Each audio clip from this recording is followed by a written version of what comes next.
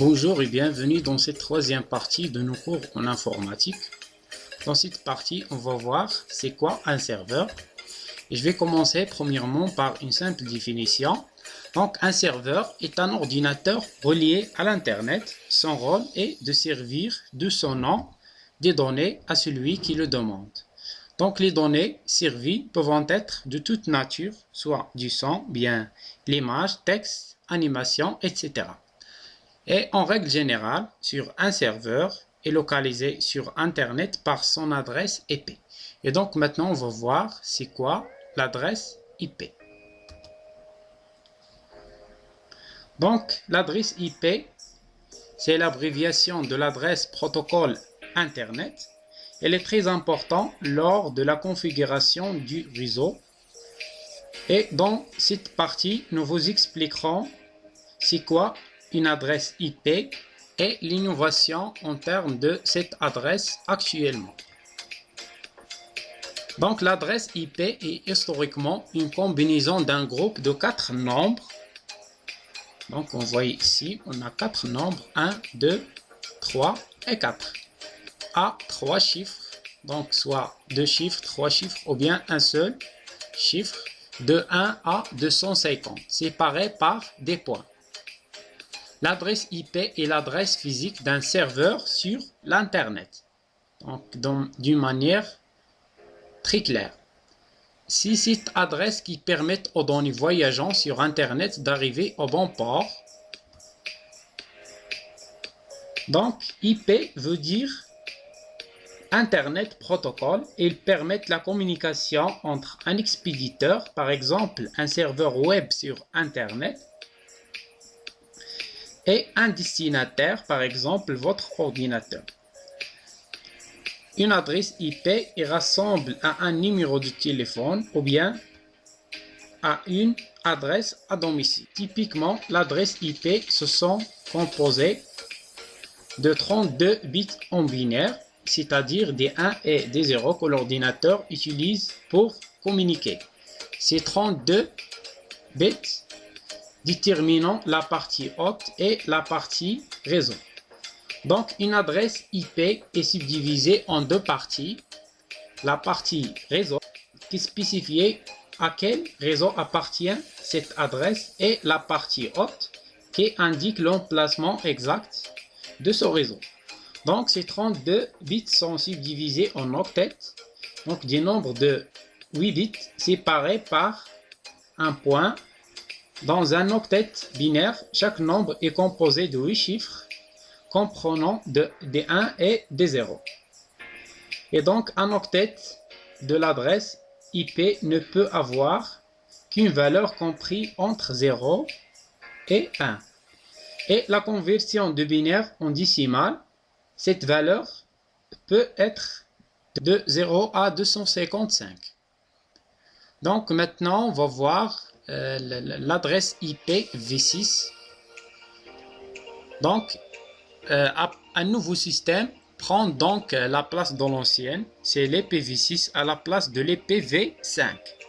Donc, l'IPv6 signifiait Internet Protocol version 6. Il a été introduit par un groupe de travail sur l'ingénierie Internet et constitué l'un des processus standardisés de transfert des paquets de données sur les réseaux informatiques. Et donc, en rapport, ou bien si on fait une comparaison avec l'ancienne adresse, cette adresse, il est caractérisée par une augmentation de l'espace d'adressage de 32 bits à 122 bits.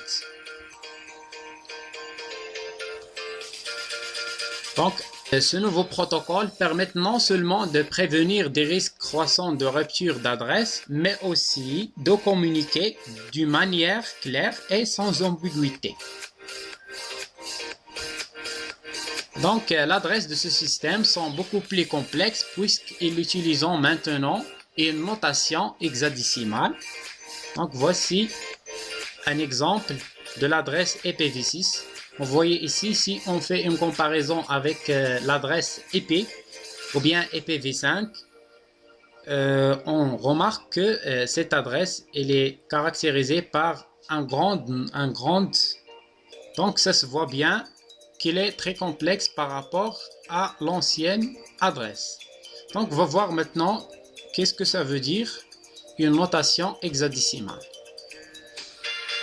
Donc pour comprendre les valeurs des chiffres d'un nombre hexadécimal, donc comme le système hexadécimal repose sur la base de 16, donc chacune des chiffres d'un nombre est une puissance de 16. Donc voici donc les valeurs sous-entendues des chiffres d'un nombre hexadécimal. Donc ici, dans cette notation, on a 3 composés. Donc ici, ce sont des valeurs sous-entendues, par exemple 1, 16, 256, etc. Et la base, c'est le 16, c'est la valeur. Et ici, la puissance, il s'agit des chiffres de la base de 16. Donc maintenant, on va voir c'est quoi le code de couleur hexadécimaux. Donc, pour toute couleur qui s'affiche sur l'écran d'un ordinateur est basée sur 3 couleurs de lumière, rouge, vert et bleu. Donc, à partir de ces 3 lumières de base, il est possible de créer un très grand nombre de couleurs en modifiant les proportions de chacune d'entre eux. Donc, en informatique, on peut attribuer à chacune de ces 3 couleurs une valeur comprise entre 0 et 255, soit 256 valeurs si en utilisant le chiffre 2 à base de 16.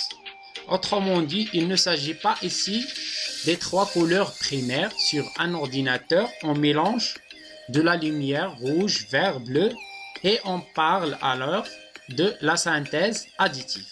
Et donc, on va voir maintenant c'est quoi la synthèse additive. Donc, comme vous voyez ici, on a 3 couleurs, le rouge, le vert et le bleu. Le mixage de ces 3 couleurs est dans des autres couleurs. Et bien sûr, ces couleurs sur un ordinateur, elles sont traduites sous forme des valeurs. Donc voilà, j'espère qu'on a vu assez d'informations concernant un serveur, plus particulièrement les adresses IP et les adresses IP de nouvelle génération telles que IPv6. Et maintenant, on va voir la deuxième partie, c'est l'Internet. Donc l'Internet, c'est quoi? L'Internet est un ensemble de serveurs répartis sur la planète entière et reliés entre eux par des connexions de diverses natures, soit par des câbles sous-marins, ou bien par des ondes radio, ou bien par des fibres optiques. Donc chaque serveur peut être relié à plusieurs autres serveurs voisins, d'où l'aspect schématique de la toile d'araignée pour l'Internet. Donc, chaque intersection au fil se trouve un serveur. Il y a donc dans ce système plusieurs solutions pour relier un point A au point B de la toile. Et donc voilà, j'espère qu'on a vu assez d'informations concernant cette troisième partie de nos cours en informatique. De s'abonner sur ma chaîne YouTube. Et bien sûr d'activer la cloche de notification pour recevoir de nouvelles vidéos. Et merci pour votre attention.